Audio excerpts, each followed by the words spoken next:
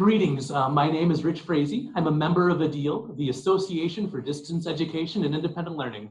I'm here with Dr. Joshua Eyler, author of How Humans Learn, the Science and Stories Behind Effective College Teaching, which we've been reading in the ADEIL book discussion. We're really excited to hear from the author in a series of interviews.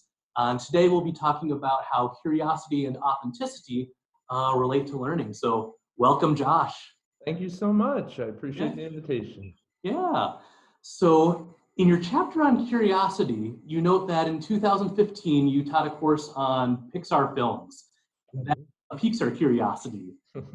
Questions about that. How did a course on Pixar films come about? What was the inspiration?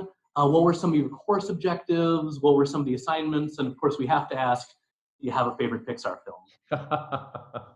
That might be the hardest of all the questions. Yeah, I taught the course in 2015 and then again in 2017 when I was at Rice. It was part of the writing program there, which was framed at Rice as a content-driven course in which we also taught the skills of first-year writing. So that's kind of the setup for it. So how did it come about? Well, let's see. In 2013, I happened, I forget where I saw it, might have been Facebook or Twitter or something. Someone had linked to a blog post by a writer named John Negroni. It was called The Pixar Theory. And in that post, which has now become a book and it has kind of spawned lots of different takes on it, he was looking at all the Pixar films as being a part of the same cinematic universe, and so all the plot lines somehow touch on each other in some way, and constructed a big timeline. And I thought it was really interesting, fascinating. I don't exactly buy that, but what it did really spark in me is the idea that the Pixar films together as a body of work would be a really interesting field to explore for an undergraduate course. They have a kind of complexity and I think a sort of nostalgic feel to them for our students, that the combination of those make them ideal for discussion and writing and all different sorts of fun assignments that we could do. So that's the genesis of it. The films that I used changed both times. I hope to teach the course here at the University of Mississippi over the next couple of years. And so the learning objectives were tied to the writing program's learning objectives in many ways, constructing an argument, using evidence, making an effective case for a particular position, interpreting, things like that, kind of standard writing program learning objectives. But I also had some of my own outcomes that they would, for example, be able to for the rest of their lives watching Pixar films, set those viewings within a broader context of both the history of the company's works, be able to compare those films to others that they had seen, and kind of set the films in dialogue with each other. So it was fun. Some of there's a core body of films right in the middle of the 2000s that most critics, and I agree, shape kind of the Pixar classics, Ratatouille, WALL-E, Up, and let's see, Toy Story 3, and kind of ends with Inside Out. That grouping together. Now there's some Cars sprinkled in there, which we can choose to ignore or talk about, how you feel about that. But those were always there, and then I kind of changed up some of the others as we went through. The last time I taught the course, in 2017, it happened to be the time when Coco was coming out in the theater, and so we took a class field trip one weekend day to watch it together and have a little discussion afterwards about that. Also a very good film, and I think that Pixar is releasing 2 brand new non-sequel films over the next year, and so I'm curious to see those as well. See what else we can my favorites. That's a hard question. I think I'd have to say Up is my favorite Pixar film. I think it's that first of all, the first 10 minutes are as Yes. good as any movie that has come out over the last few decades. But Mhm. also, I think it's a beautiful allegory for grief and the way people process and move on from loss. And it does it in a way that's both palatable to kids and very meaningful to adult viewers. And that is, I think, very hard to do. Fantastic, fantastic. Now, in your book, you mention this idea of inquiry as a design principle, and also essential questions, which reminded me of ideas of backward design. So determining learning objectives first, and then designing related assessments and activities. Right? See these ideas as synonymous, or are essential questions and inquiry as a design principle, is that something different in scope?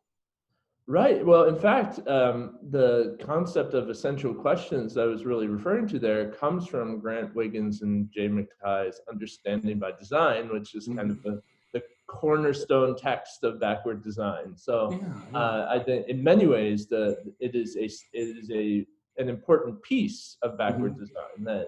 So before we can think about what goals we want our students to have achieved by the end of the semester, we have to think about what questions shape the work of our course, what questions do we think we want them to attempt to answer or put together pieces of answers by the end of the semester. So essential questions in many ways are the first step of that process. I think that there are other models for that. Wiggins and McTighe talk about a series of questions. Others talk about a meta question, one kind of governing question that one question to rule them all, I guess. A guiding question that shapes all the work that you're doing for the course. Yeah, one step in that. I think inquiry-driven learning, inquiry as a design principle, is certainly a part of that, but it's much bigger as well. So it challenges us to design courses with questions at the heart, but it also challenges us to think about everything we do connected to that course. What kinds of assignments are we created, and to what degree are questions central to those assignments? And by that, I mean, how are we helping students to ask their own questions? How are we helping them to refine those skills? And how are we helping them to develop methods to address big questions in the field? So how do we do that in assignments? How do we do that in activities? How do we do that in our face-to-face or online interactions with students? Wonderful, wonderful. I especially enjoyed your chapter on authenticity, especially the idea of if the brain doesn't find a practical use for this, it's not going to retain a lot of that information. Right. Yeah. Are there any resources that you recommend as far as assessments or activities for different fields of study that either resemble scholarly work that can be done in the field, or that might translate to jobs done in the workplace? Resources I should recommend. Well, the Council on Undergraduate Research, which is the national organization, has a lot of resources on their website, I think both for thinking more broadly about what undergraduate means in your institution, your discipline, and your course, but also has kind of discipline-specific, at least idea generators for assignments that you might think of. So undergraduate research, of course, can be a huge thing, like an institution-wide program. With lots of funding and different projects that extend beyond a semester, even beyond a single year. Or it can be a course-driven research project that simply covers an entire semester. And those are different, they're overlap, but they have different goals. And I think the Kerr website and a lot of the materials they produce give a lot of guidance for that.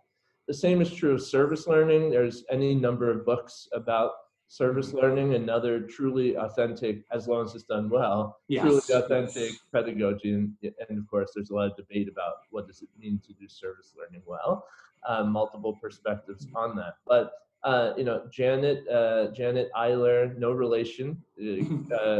Coincidentally enough, there are so few of us, but two of us happen to work in learning. Nice. the learning field. She has a lot of published research and a lot of resources about how you might implement service learning. Lots of others too. I like a book by Tom Deans on writing and service learning. And so lots of resources we could think of, and some major organizations. And so I think that would be a recommendation in terms of resources, depending on the kind of authentic learning activity that you're talking about. There are usually disciplinary groups or organizations that have been working on that for a long time and provide resources for that. Same is true of sorts of things like reacting to the past, role-playing models that you might do. Lots of resources that those groups have put out in order to help us implement them in our courses. Wonderful, wonderful. Well, Josh, thank you so much for this information. And to everyone out there, please join us next time as we continue our discussion on how humans learn. Thank you very much.